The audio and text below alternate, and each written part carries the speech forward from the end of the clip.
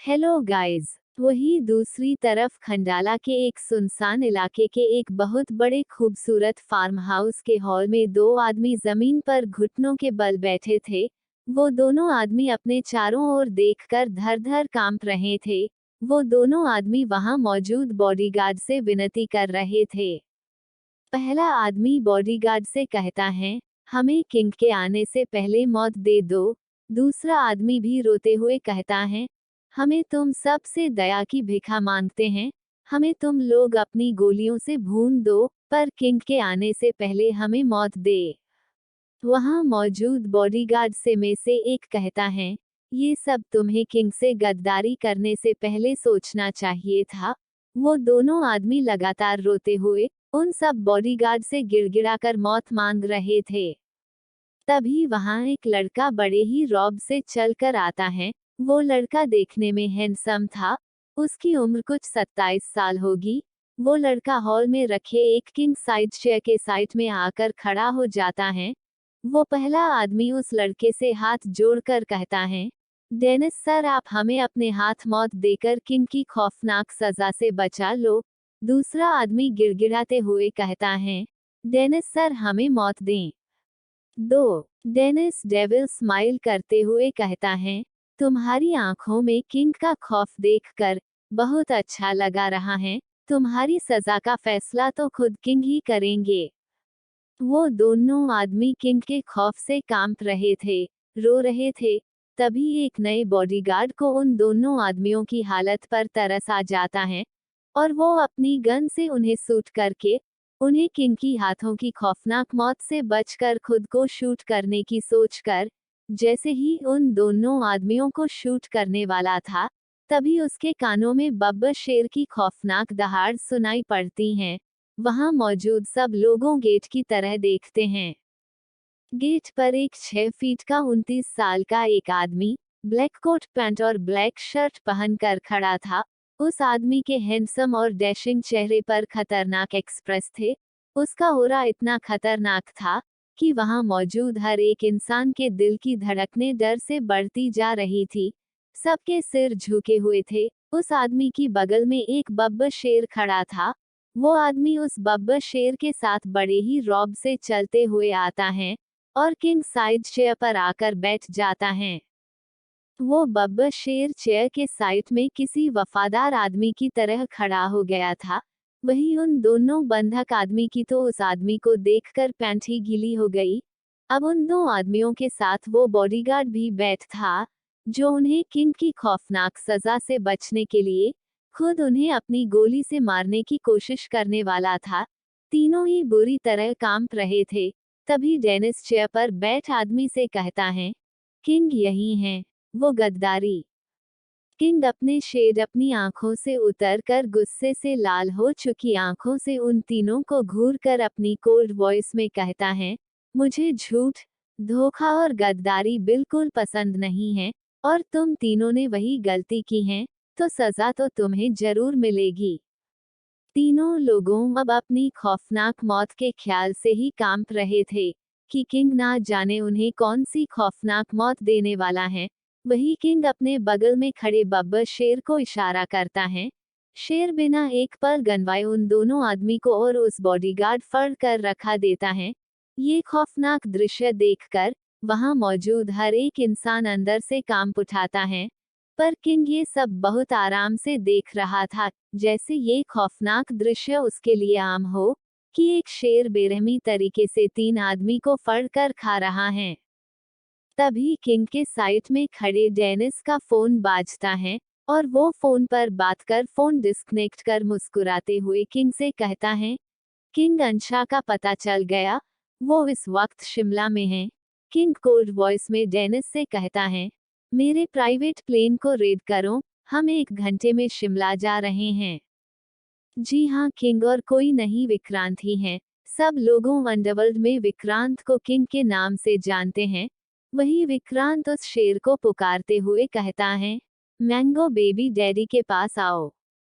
बब्बर शेर जो उन तीनों आदमियों को जिंदा ही खा गया था, उसके मुंह पर खून लगा था।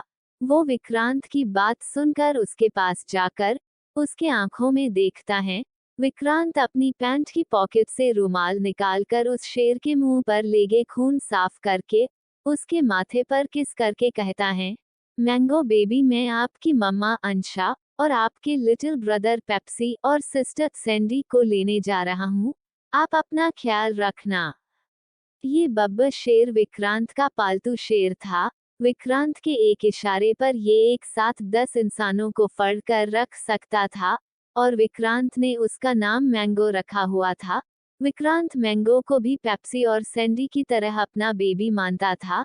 मैंगो हाँ में अपना सिर हिला देता है। विक्रांत फर्श पर खून देखकर अपनी कोल्ड वॉइस में हेड बॉडीगार्ड रंजीत कहता है, क्लीन द ऑल मैस। फिर विक्रांत मैंगो को अपने फार्म हाउस पर ही छोड़कर चला जाता है। वहीं दूसरी तरफ शिमला में चाय की दुकान पर अंशा और शोभित चाय पी रहे थे। शोभित पेप्सी और सैंडी को देखकर अंशा से कहता है, अंशा ये तेरे ही पेट हैं, मतलब तेरा तो पुराना इतिहास रहा है। तुझे कुत्ते और बिल्लियों से नफरत थी, फिर तुमने ये कुत्ता और बिल्ली कैसे पाल लिए? अंशा चाय का खाली कप जमीन पर रखकर कहती हैं, शोभित ये मेरे पेट नहीं, मेरे बच्चे हैं, पेप्सी और सैंडी। शोभित आंखें फाड़कर अंशा और पेप्सी और सैंडी को ही देख रहा था। उसे यकीन नहीं हो रहा था कि अंशा जो बचपन से कुत्ते बिल्लियों से इस कदर नफरत करती कि मुंशी पार्टी ऑफिस में फोन करके गली के आसपास के पड़ोसियों के कुत्ते बिल्लियों को मुंशी पार्टी वालों से पकड़वा देती थी। अंशा शोभित का हैरानी भरी चेहरा देखकर उसे कहती हैं, यार शोभित ये मेरे ही बच्चे हैं, मैं इन्हें चोरी करके नहीं लाई, देखो हम तीनों की शक्ल भी कितनी मिलती हैं। अंशा सैंडी को गोद में उठाकर पेप्सी और सैंडी से कहती हैं कि वो क्यूट फेस बना लें। फिर पेप्सी और सैंडी के साथ अंशा भी क्यूट फेस बनाकर शोभित से कहती हैं, अब तो ये मेरे ही बच्चे लग रहे हैं ना। शोभित पेप्सी को अपनी गोद में लेकर उन तीनों के क्यूट फेस देखकर मुस्कुराते हुए कहता है, ओके मैंने मान लिया, ये तुम्हारे पेटो सोरी बच्चे हैं।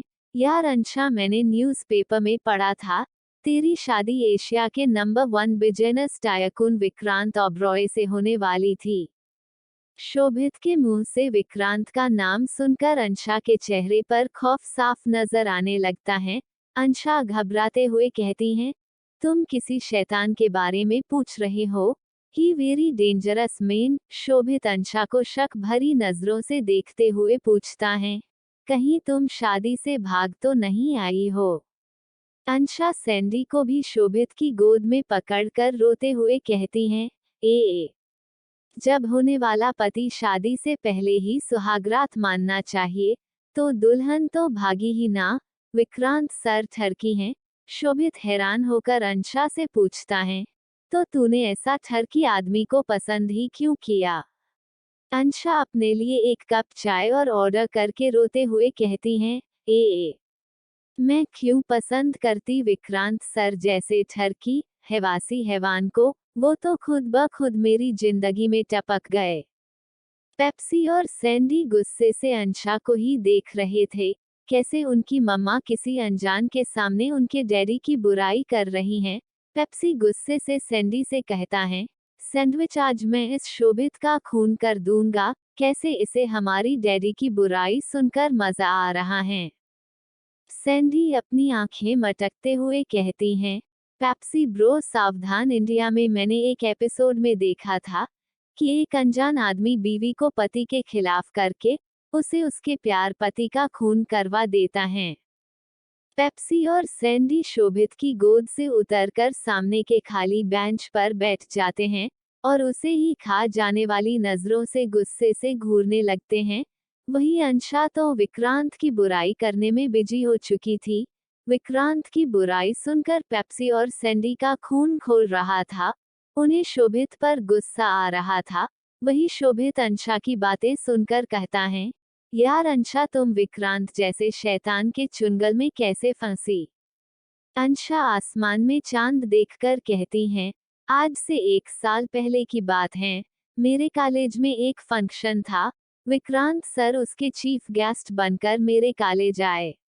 थे। अंशा की आंखों के सामने 1 साल पहले की सारी घटनाएं घूमने लगती हैं कि वो कैसे विक्रांत जैसे डेंजर इंसान के चुंगल में फंसी थी। आखिरी कैसी थी अंशा और विक्रांत की मुलाकात? जाने के लिए पढ़ते रहिए। प्लीज ज्यादा से ज्यादा शेयर करें फोल्डेड हैंड्स। प्लीज लाइक और कमेंट जरूर करें, रेटिंग भी जरूर दें।